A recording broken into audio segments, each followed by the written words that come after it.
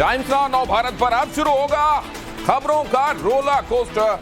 नमस्कार, मैं हूं दिनेश गौतम। आप देखने वाले हैं बिग एंड बोल्ड, आपके लिए जरूरी हर खबर आपके पसंदीदा अंदाज में, without waste of time, bulletin with no confusion. सबसे पहले वो खबरें जो आज दिन भर रही सुर्खियों में, ये बिग एंड बोल्ड खबरें जो मैं आज आपको दिखाने वाला हूं। किस तरीके से औरंगजेब को लेकर घमासान जारी है और इसमें हैदराबाद वाले भाईजान ने भी एंट्री मार ली है। एंट्री मारी, क्या कहा आपको बताऊंगा। और यूपी में चंडी मंदिर के अंदर नमाज पढ़ने कौन चला गया, उसकी नीयत क्या थी, ये पूरी खबर आपको बताऊंगा। और इसके साथ साथ भारतीय जनता पार्टी ने 2024 के लिए विक्ट्री प्लान बी भी रेडी कर लिया है। ये प्लान बी क्या है और कैसे ये फुल प्रूफ है, ये आप जानेंगे। और साथ ही ना बॉम्ब ना न्यूक्लियर वेपन, एक धमाका और 1 लाख मौत, पूरी खबर आपको बताऊंगा। कैसे ये संभव है, मुमकिन है और ये हो रहा है, आपको बताऊंगा। सबसे पहले बिग एंड बोल्ड में ये अहम खबर, इसके साथ शुरुआत करता हूं। एक ऐसे वॉरफेयर के बारे में आपको बताता हूं जिसमें ना बॉम्ब का इस्तेमाल होगा, ना एटमी वेपन चलाया जाएगा, एक झटके में लाखों लोगों की मौत हो जाएगी। ये है डैम वॉरफेयर। 6 जून को यूरोप के सबसे बड़े डैम में से एक नोवा काकोव्का पर हमला हुआ। अटैक की वजह से 50,000 लोगों की जिंदगी खतरे में है। खैरसौन की सड़कें, ब्रिज बाढ़ में समा चुके हैं और ऐसे में यूक्रेनी सैनिकों को रूस पर हमला करने के लिए आगे बढ़ने में परेशानी हो रही है। तबाही का मास्टरमाइंड कौन है, रूस या यूक्रेन, ये अब तक साफ नहीं हो पाया और यही इस वॉरफेयर की सबसे बड़ी खासियत है। किसने ये हमला किया, ये पता कर पाना मुश्किल होता है। इस वॉरफेयर से हिंदुस्तान पर कितना बड़ा खतरा है, ये भी आगे आपको बताऊंगा। लेकिन पहले आप ये जान लीजिए कि डैम वॉरफेयर आखिर है क्या, इसका इतिहास क्या है। जंग के मैदान में डैम के पानी का इस्तेमाल किया जाना, ये है डैम वॉरफेयर। जंग के मैदान में दुश्मनों को रोकने, पीछे धकेलने की रणनीति के तहत बड़े बांधों, नदियों या नहरों के पानी को छोड़ा जाता है। इसके इतिहास की तरफ अगर निगाह डालें तो 1200 ईस्वी में मंगोलों ने मध्य एशिया के गुरजांग डैम को पहले तबाह किया था और इस डैम के टूटने से 10 लाख लोगों की मौत हुई थी। 1938 के चीन जापान युद्ध, जिसे सेकेंड साइनो जापानीज वॉर भी कहा जाता है, इसमें भी डैम वॉरफेयर का इस्तेमाल हुआ। जापान की सेना जब चीन के बेहद करीब पहुंच गई थी तो चीन ने येलो नदी पर बने सबसे बड़े डैम को तोड़ दिया था और डैम टूटने के बाद आई बाढ़ में कम से कम 1 लाख लोगों की मौत हुई थी। जापान की सेना को पीछे लौटना पड़ा था। हालांकि बाद के सालों में प्लेग, सूखे की वजह से चीन में ही कम से कम 5 लाख लोगों की मौत हुई थी। अब ये समझिए कि डैम वॉरफेयर हिंदुस्तान के लिए कितना बड़ा खतरा है। चीन ब्रह्मपुत्र नदी पर हाइड्रो इलेक्ट्रिक डैम बनाने का ऐलान कर चुका है। 2017 में असम में आई बाढ़ की तबाही आपको याद होगी, लाखों लोग प्रभावित हुए थे। और इसके बाद भारत ने चीन से नदियों के पानी के बहाव से जुड़ा डेटा मांगा था, लेकिन चीन ने यह डेटा देने से इनकार कर दिया था। मतलब साफ है, चीन पानी का इस्तेमाल जियोपॉलिटिकल वेपन की तरह कर रहा है। इससे चीन से सटे राज्य, खासकर अरुणाचल प्रदेश पर बड़ा खतरा बना रहता है। और अब बिग एंड बोल्ड में अगली अहम खबर, उत्तर प्रदेश से। यहां हापुड़ में माहौल बिगाड़ने की साजिश हुई। अराजक युवक ने मंदिर के अंदर पढ़ी नमाज, पकड़े जाने पर भागा युवक। मंदिर के सीसीटीवी में पूरी घटना रिकॉर्ड। नमाज के विरोध में हिंदू संगठनों का विरोध, गंगा जल से मंदिर का शुद्धिकरण किया। डीएम ने कहा मामले की जांच जारी है। और अहम खबर मध्य प्रदेश के दमोह से। दमोह के गंगा जमुना स्कूल के संचालकों पर एक्शन की खबर है। स्कूल मालिक की दाल मिल पर राजस्व विभाग की छापेमारी हुई। कलेक्टर ने किया 5 टीमों का गठन। स्कूल मालिक के अलग अलग ठिकानों पर छापेमारी हुई। दमोह कलेक्टर ऑफिस में एहतियातन पुलिस बल तैनात कर दिया गया है। मध्य प्रदेश के गृह मंत्री नरोत्तम मिश्रा का बयान, मध्य प्रदेश में धर्मांतरण का कोई कुचक्र नहीं चलने देंगे। स्कूल के खिलाफ एसपी को सभी एंगल से जांच के निर्देश। ओवैसी ने कहा गंगा जमुना स्कूल पर हो रहा एक्शन गलत है। कन्वर्जन को लेकर साजिशें कैसी कैसी, गाजियाबाद में ये बद्दो क्या कर रहा था, रिपोर्ट देखिए। गाजियाबाद में बच्चों के धर्मांतरण के खेल में लगातार बड़े खुलासे हो रहे हैं। 12वीं पास मास्टरमाइंड शाहनवाज उर्फ बद्दो के अपार्टमेंट से पुलिस को कुछ आपत्तिजनक दस्तावेज मिले हैं। आरोपी की नई चैट भी सामने आई है जिसमें वो बच्चों को नमाज पढ़ने के लिए मजबूर कर रहा है। पुलिस को मिली चैट में बद्दो कहता है कि जब तक आप नमाज और कम से कम 4 दुआएं, कुरान की 2 सूरह न सीख लें तब तक हमारी कोई बात ना होगी। शाहनवाज ने चैट में जाकिर नाइक के धार्मिक उपदेशों के वीडियो लिंक भी शेयर किए हैं। धर्मांतरण के लिए शातिर गैंग वैलोरेंट गेमिंग ऐप का इस्तेमाल करता था। ऑनलाइन गेम फोर्टनाइट के जरिए शाहनवाज जाल बिछाता था। इस ऐप का सर्वर दुबई में होने की आशंका है। धर्मांतरण गैंग बच्चों की गेमिंग लत का फायदा उठाकर उन्हें नमाज पढ़ने के लिए मजबूर करता था। शाहनवाज बच्चों को अपनी धर्म परिवर्तन की झूठी कहानी भी बताता था। कहता था कि ईसाई से मुसलमान बनने के बाद उसकी सारी परेशानियां खत्म हो गईं। शातिर शाहनवाज की गिरफ्तारी के लिए पुलिस लगातार छापेमारी कर रही है। उसका पाकिस्तान कनेक्शन भी सामने आ रहा है। पुलिस ने उसकी मां से पूछताछ की है और अकाउंट सीज कर दिया है।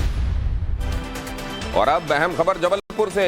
यहां नेशनल प्लेयर संजना की सुसाइड पर बड़ा खुलासा हुआ है। सुसाइड केस में लव जिहाद का एंगल सामने आया है। संजना को धर्मांतरण के लिए मजबूर कर रहा था आरोपी अब्दुल मंसूरी। संजना के पिता का बयान, राजन बनकर संजना से मिला था अब्दुल मंसूरी। इंस्टाग्राम के जरिए हुई थी आरोपी की संजना से दोस्ती। अश्लील तस्वीरों के जरिए संजना को कर रहा था ब्लैकमेल। पुलिस ने आरोपी को मध्य प्रदेश के रीवा से गिरफ्तार कर लिया है। और लखनऊ में मुख्तार के शूटर संजीव जीवा की हत्या में चौंकाने वाला खुलासा हुआ है। शूटर विजय यादव के बयान ने पुलिस को उलझा दिया है। विजय का बयान है कि अतीक के साथी अशरफ ने दी थी हत्या की सुपारी। नेपाल में हुई 20 लाख रुपए में डील। शूटर विजय यादव कुछ दिन पहले गया था नेपाल। आरोपी के बयान को एसआईटी नहीं मान रही है सही। जीवा की पत्नी को सुप्रीम कोर्ट से गिरफ्तारी में नहीं मिली है राहत। और अगली अहम खबर, गैंगस्टर संजीव जीवा की हत्या पर भड़के ओवैसी। ओवैसी ने कहा, लोकतंत्र में गोली की पॉलिटिक्स गलत। लखनऊ कोर्ट में कैदी को फिर मारी गई गोली। अदालत से फैसले होने चाहिए, ये ठोक दो वाली पॉलिटिक्स ठीक नहीं। और अब अहम खबर श्रीनगर से।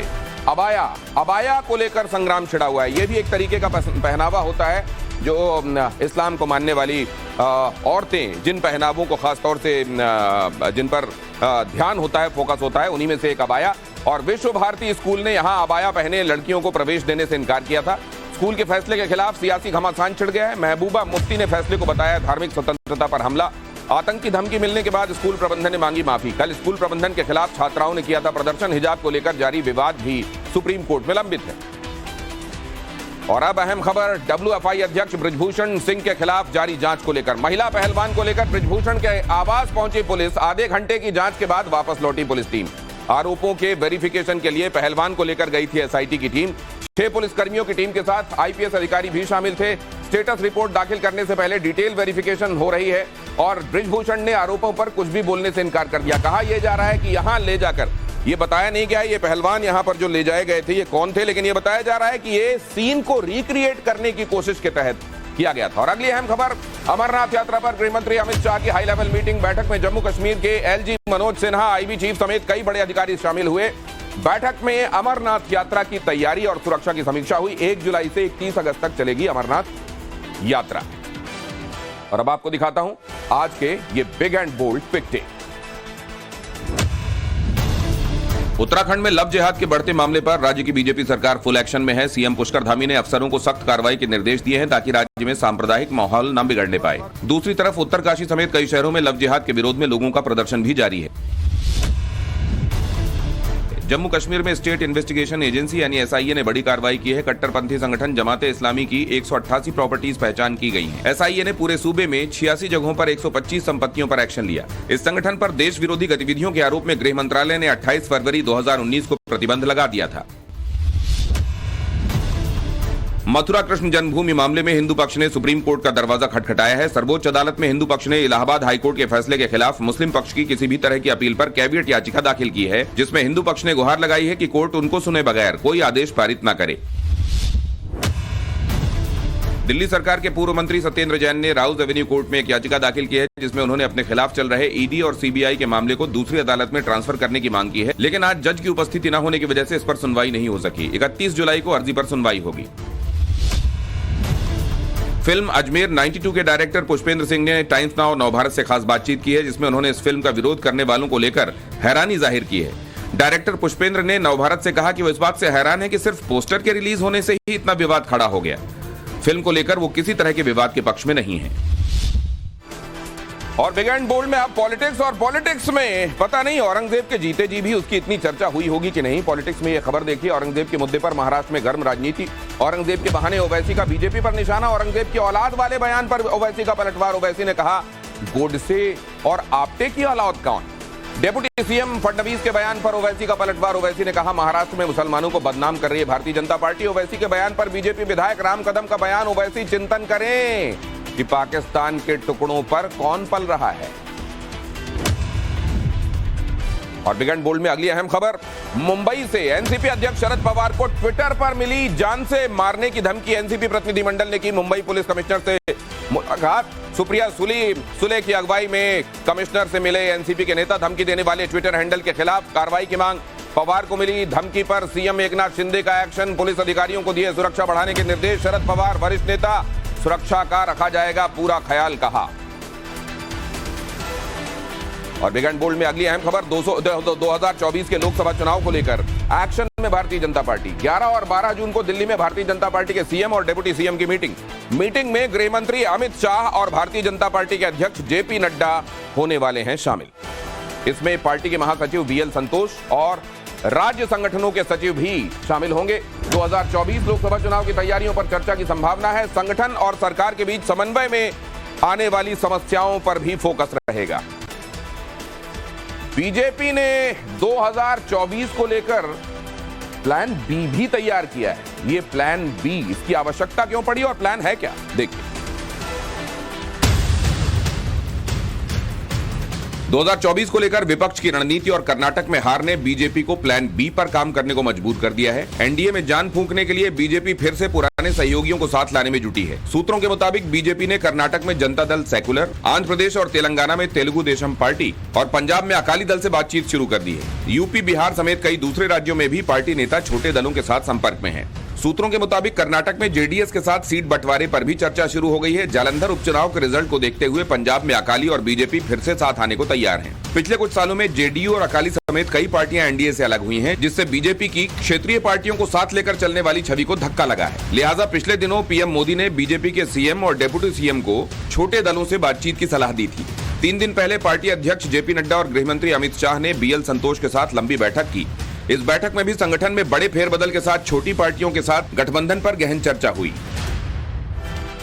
और बिग एंड बोल्ड में अगली अहम खबर यह है कि कल से 4 राज्यों के दौरे पर रहेंगे गृहमंत्री अमित शाह। 2 दिन में 4 राज्यों का करेंगे दौरा। 10 और 11 जून को वो गुजरात होंगे, महाराष्ट्र, तमिलनाडु और आंध्र प्रदेश का दौरा करेंगे। राजनीतिक कार्यक्रमों और जनसभाओं को संबोधित करेंगे। जनता को सरकार के 9 साल की उपलब्धियों के बारे में जानकारी देंगे। और बिग एंड बोल्ड में अगली अहम खबर, महाराष्ट्र में औरंगजेब पर चल रहे विवाद के बीच कांग्रेस नेता थोराट का बड़ा दावा।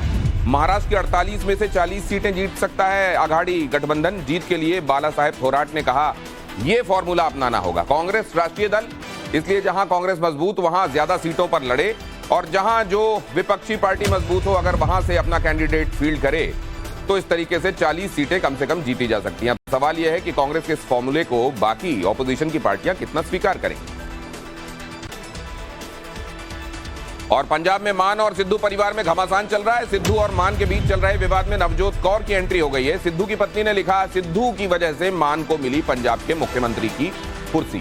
मतलब वो कहना ये चाह रही हैं कि अगर नवजोत सिंह सिद्धू ने उस समय कैप्टन अमरिंदर का खेल न बिगाड़ा होता तो मान यूं कुर्सी पर नहीं बैठ सकते थे। और अब आपको दिखाता हूं big and bold political quick hit. केंद्रीय मंत्री अनुराग ठाकुर ने आज पंजाब के सीएम भगवंत मान पर बड़ा हमला बोला। अनुराग ठाकुर ने कहा कि पंजाब की जेलों में जो गैंगस्टर बैठे हुए हैं उन पर मान सरकार लगाम लगाए ताकि मूसेवाला से लेकर एथलीट तक की जो हत्या हुई उस तरह की घटना फिर अंजाम न दी जा सके। बीजेपी की राष्ट्रीय अध्यक्ष जेपी नड्डा ने आज दिल्ली बीजेपी के नए दफ्तर का शिलान्यास किया। दिल्ली के दीनदयाल उपाध्याय मार्ग पर जेपी नड्डा ने फाउंडेशन स्टोन रखा और भूमि पूजन की। पार्टी का दावा है कि नया दफ्तर अगले साल बनकर तैयार हो जाएगा। समाजवादी पार्टी को तगड़ा झटका लगा है। मुलायम सिंह के वफादार और 36 साल से एसपी का झंडा बुलंद करने वाले सीपी राय ने आज कांग्रेस का दामन थाम लिया। कांग्रेस में शामिल होते ही सीपी राय ने अखिलेश यादव और अपनी पुरानी पार्टी दोनों पर हमला बोला और कांग्रेस को असली समाजवादी करार दे दिया। भोपाल नगर निगम की नेता प्रतिपक्ष शबिस्ता जकी और उनके पति आसिफ जकी पर कल देर रात जानलेवा हमला किया गया, जिसमें दोनों गंभीर रूप से घायल हो गए। बताया जा रहा है कि एक पुलिसकर्मी के बेटे से नो पार्किंग के बोर्ड को लेकर विवाद इतना बढ़ गया कि उसने शबिस्ता और आसिफ पर जानलेवा हमला कर दिया।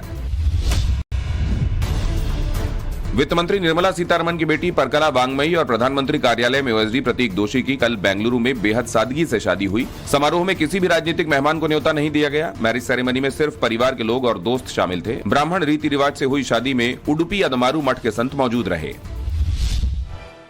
और बिग एंड बोल्ड में अब आपको दिखाता हूं इंटरनेशनल खबरें बहुत जल्दी से। वॉर जोन से यह खबर, रूस ने बढ़ाई यूक्रेन की मुसीबत, बाढ़ और रूसी हमले से यूक्रेन की हालत खस्ता।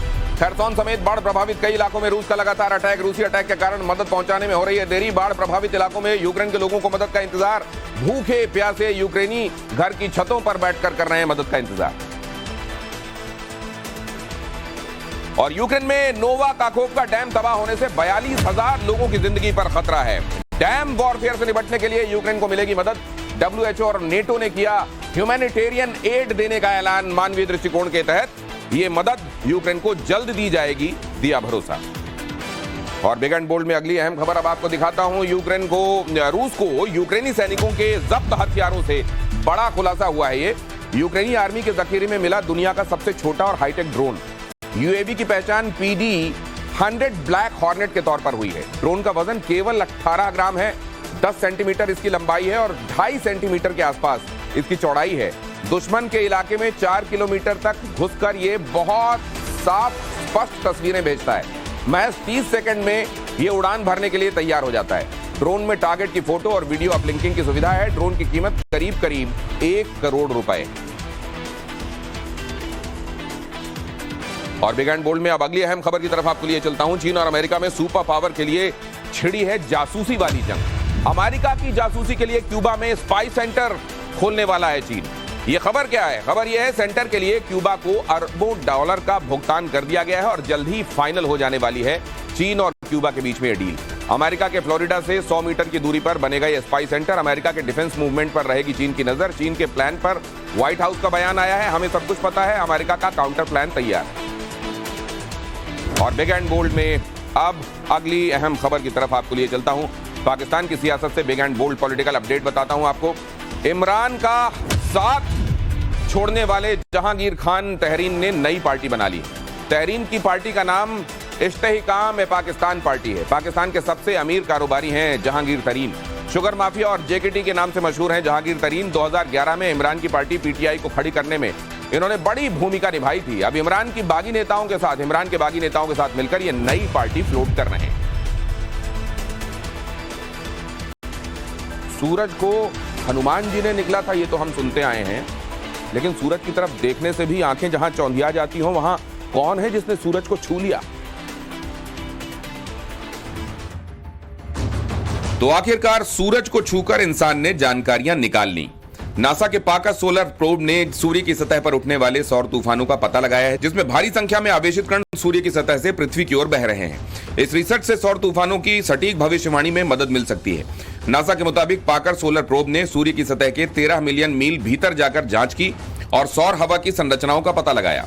सोलर विंड के सोर्सेस पर जारी रिसर्च के मुताबिक सौर हवा प्लाज्मा का एक निरंतर बहाव है जो सौर सतह से बाहर की ओर होता है। इसमें प्रोटॉन और इलेक्ट्रॉन जैसे आवेशित कण होते हैं। इसमें सौर चुंबकीय क्षेत्र का हिस्सा भी शामिल है जो कोरोना यानी सूर्य की ऊपरी सतह से काफी आगे तक फैला होता है। सौर हवा 2 तरीके की होती है। पहली कोरोना से सूर्य के ध्रुवों पर 800 किलोमीटर प्रति सेकंड की रफ्तार से बहती है, जबकि बाकी हिस्सों में सौर हवा 400 किलोमीटर प्रति सेकंड की धीमी गति से बहती है। सौर हवा के सोर्सेस की इस रिसर्च से वैज्ञानिकों को अंतरिक्ष में मौसम और पृथ्वी को प्रभावित करने वाले सौर तूफानों की बेहतर जानकारी मिल सकेगी। नासा ने पाकर सोलर प्रोब को 2018 में लॉन्च किया था। यह सूर्य के काफी करीब चक्कर लगा रहा है। इसने 2021 के अंत में सूर्य की सतह को पहली बार स्पर्श किया था। सौर हवा पर रिसर्च का मकसद ये जानना भी था कि सूर्य की सतह पर बनने के वक्त सोलर विंड दिखती कैसी है और यह सूर्य के गुरुत्वाकर्षण से कैसे बचती है। और अब वर्चुअल यानी आभासी दुनिया से जुड़े हुए लोगों के लिए खबर बहुत आवश्यक है और हम सब इस समय वर्चुअल दुनिया से जुड़े होते हैं। बहुत ध्यान से सुनिएगा ये खबर। आज किसी के सोशल स्टेटस का एक पहलू सोशल मीडिया अकाउंट भी है। फेसबुक पर किसके कितने फ्रेंड्स हैं, ट्विटर पर कितने फॉलोअर्स हैं। आज की सोसाइटी में चाहे यूथ हो या फिर बुजुर्ग, हर किसी की पहचान इससे भी जुड़ी हुई है। आपको हैरानी होगी कि पूरी दुनिया की आबादी जहां 8 अरब है, उसमें आधे से ज्यादा करीब 5 अरब लोग सोशल मीडिया का इस्तेमाल करते हैं। सबसे ज्यादा चीन में 102.10 करोड़ सोशल मीडिया यूजर्स हैं, जबकि भारत नंबर 2 पर है। यहां 75.50 करोड़ लोग सोशल मीडिया प्लेटफॉर्म पर एक्टिव हैं। अमेरिका नंबर 3 पर है। यहां आबादी 34 करोड़ के करीब है और यूजर्स हैं 30.20 करोड़।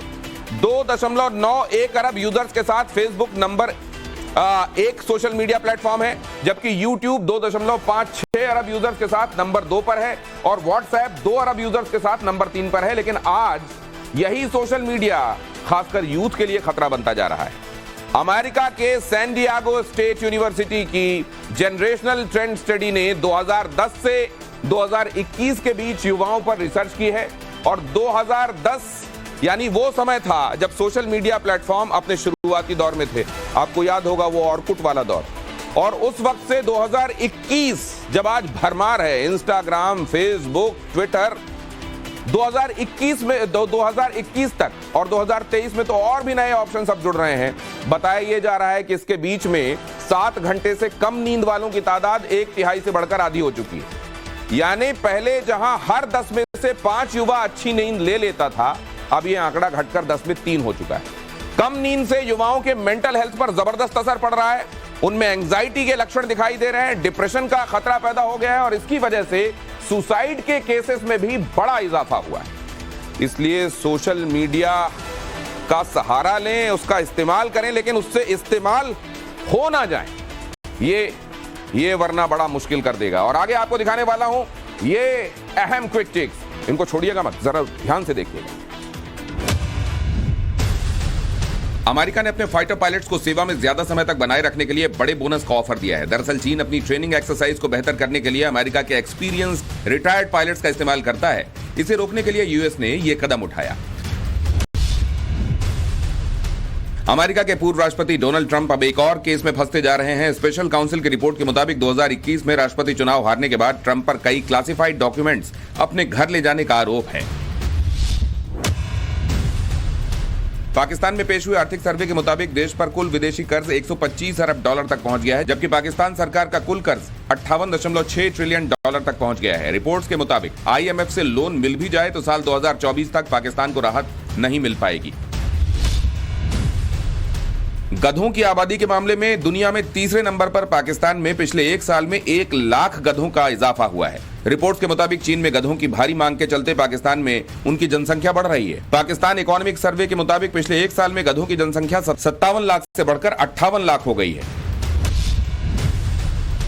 ब्रह्मांड के अनसुलझे रहस्य को सुलझाने के लिए खगोल शास्त्री एआई की मदद ले रहे हैं। खगोल शास्त्रियों का मानना है कि आर्टिफिशियल इंटेलिजेंस की मदद से ब्रह्मांड का डेटा कलेक्ट हो रहा है। एआई में आम टेलीस्कोप से बेहतर टेलीस्कोपिंग की सुविधा और ज्यादा डेटा इकट्ठा करने की क्षमता है। तो वो मसल आपने सुनी होगी, काबुल में भी गधे होते हैं और पाकिस्तान में गधे ही होते हैं। क्या ये भी मसल बन जाएगी आने वाले दिनों में? और अब देखिए ट्रेंडिंग खबरें। देश में अगले 30 घंटों के लिए मौसम विभाग ने जारी किया अलर्ट। देश के तटीय इलाकों में चक्रवाती तूफान बिपरजॉय का खतरा। अगले 30 घंटे में भयानक रूप ले सकता है तूफान। गोवा, मुंबई, पोरबंदर में दिखेगा असर। तेज हवाओं के साथ तेज बारिश के आसार। और बिग एंड बोल्ड में अगली अहम खबर, बिपरजॉय की वजह से होने वाले जो बारिश से देश के पश्चिमी हिस्सों को फिलहाल भले ही गर्मी से राहत मिल जाए, लेकिन हर किसी को इंतजार है मानसून का। मानसून की तरह मानसून के बारे में बताया जा रहा है कि कल केरल में उसकी एंट्री हो चुकी है और इसके बाद अब कल यानी 10 जून को यह महाराष्ट्र, तेलंगाना, पश्चिमी बंगाल और आंध्र प्रदेश पहुंचेगा और इसके बाद 15 जून को यह मध्य प्रदेश, छत्तीसगढ़, झारखंड और बिहार में दस्तक देगा। 20 जून को मानसून की एंट्री गुजरात और उत्तर प्रदेश में हो जाएगी, जबकि 25 जून को मानसून एक्सप्रेस राजस्थान, उत्तराखंड, हिमाचल, मध्य प्रदेश, जम्मू कश्मीर और लद्दाख पहुंच जाएगी। इसके 30 जून को दिल्ली, हरियाणा और पंजाब पहुंचने का अनुमान। और अब अगली अहम खबर यह कि हरिद्वार और ऋषिकेश के मंदिरों में ड्रेस कोड लागू कर दिया गया है। शॉर्ट ड्रेस में अब मंदिरों में नो एंट्री हो गई है। फटी jeans, half pant, mini skirt, night suit पहनकर अब मंदिर के भीतर नहीं जाया जा सकेगा। हरिद्वार के दक्ष प्रजापति मंदिर और ऋषिकेश के नीलकंठ महादेव मंदिरों में लागू हो चुका है यह ड्रेस कोड। और बिग एंड बोल्ड में अगली अहम खबर, दिल्ली के जनकपुरी इलाके में दर्दनाक हादसा हुआ। जनकपुरी में बच्चों के अस्पताल में भीषण आग लग गई। दमकल विभाग ने 1 घंटे की कड़ी मशक्कत के बाद आग पर काबू पाया। आग से 20 बच्चों का सुरक्षित रेस्क्यू कर लिया गया। ये एक राहत की खबर है। सभी बच्चों को अलग अलग अस्पतालों में दाखिल कराया गया है। और बिग एंड बोल्ड में अगली अहम खबर की तरफ आपको लिए चलता हूं। मिस्र के इजिप्ट में शार्क के हमले का खौफनाक वीडियो सामने आया है। यहां पर आपको एक शख्स तैरता हुआ दिखाई देगा और पास में शार्क दिखाई देगी और अचानक शार्क आती है और उसको निगल जाती है। रेड सी में शार्क ने एक रूसी शख्स पर हमला किया और उसे मौत के घाट उतार दिया। वीडियो में देखेंगे आप, पानी में शख्स शार्क से जिंदगी और मौत की लड़ाई लड़ता दिखाई दे रहा है। शार्क ने शार्क से बचने के लिए शख्स तैरकर दूर जाने की कोशिश में है, लेकिन शार्क के अटैक के आगे इस युवक की सारी कोशिशें बेकार हो जाती हैं। शार्क के अटैक से इस युवक की समंदर में ही मौत हो जाती है। और उत्तर प्रदेश में 7,182 स्वास्थ्य कर्मियों को बांटे गए नियुक्ति पत्र। सीएम योगी ने मिशन रोजगार के तहत ये नियुक्ति पत्र बांटे हैं। सीएम योगी ने स्वास्थ्य विभाग की तारीफ की, कहा पिछले 6 साल में स्वास्थ्य विभाग में नेशनल एवरेज से ज्यादा अच्छा काम हुआ है। यूपी में अब चयन प्रक्रिया भ्रष्टाचार मुक्त हो रही है। पॉड टैक्सी का में बैठे आप कभी नाम सुना है? नहीं सुना? ये रिपोर्ट देखिए। ग्रेटर नोएडा में जल्द ही लंदन जैसी पॉड टैक्सी चलेगी। देश की पहली पॉड टैक्सी को योगी सरकार ने मंजूरी दे दी है। 14 जून को अथॉरिटी में इस प्रोजेक्ट को लेकर मीटिंग होगी। उसके बाद ग्लोबल टेंडर जारी किए जाएंगे। प्रोजेक्ट पर करीब 810 करोड़ रुपए खर्च होंगे। मार्च 2026 तक इसे पूरा करने का टारगेट है। पॉड टैक्सी जेवर एयरपोर्ट को फिल्म सिटी से जोड़ेगी। 14.6 किलोमीटर लंबे रूट में 12 स्टेशन होंगे। पॉड टैक्सी के 112 कोच होंगे। एक पॉड में 6 से 24 यात्री सफर कर सकेंगे। अनुमान के मुताबिक हर दिन करीब 37,000 लोग पॉड टैक्सी में सफर करेंगे। Driverless pod taxi handicraft park, sector 29, sector 32, 33 और टॉय पार्क समेत कई जगहों को जोड़ेगी। यमुना प्राधिकरण के मुताबिक जेवर एयरपोर्ट से उड़ान शुरू होने के साथ ही पॉड टैक्सी भी ट्रैक पर दौड़ने लगेगी।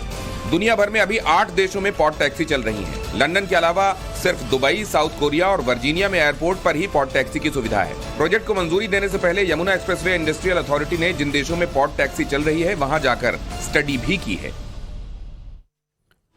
और क्या बार बार आपको भी हेडेक महसूस होता है? अगर हेडेक महसूस होता है तो इसे हल्के में मत लें। वजह हम आपको बता देते हैं। जब किसी शख्स को बार बार ब्रेन में अजीब दर्द होता है या चिड़चिड़ापन महसूस होता है जो उसे पहले कभी नहीं होता था, तो सावधान हो जाने की आवश्यकता होती है। अगर ब्रेन ट्यूमर डेवलप हो रहा है तो कुछ न्यूरोलॉजिकल सिग्नल्स भी मिलते हैं, जैसे कि अचानक एक्टिविटीज कम हो जाना, भूलना। ब्रेन ट्यूमर के बारे में एक और संकेत है बैलेंस में कमी। व्यक्ति को चक्कर भी आते हैं, अस्थिरता महसूस होती है, न्यूरोलॉजिकल संतुलन की कमी का अनुभव हो सकता है। इसके अलावा ब्रेन ट्यूमर के कुछ मामलों में उल्टी या आंतों में समस्या हो सकती है। अगर किसी व्यक्ति को बार बार उल्टी या पेट की समस्या होती है तो उसमें ब्रेन ट्यूमर का खतरा हो सकता है।